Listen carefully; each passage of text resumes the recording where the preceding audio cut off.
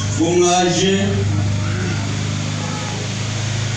mu bwinshi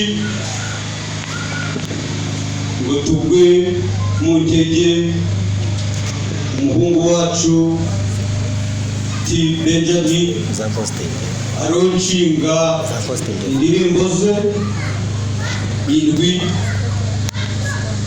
ziri anda ico umurimo natangiye.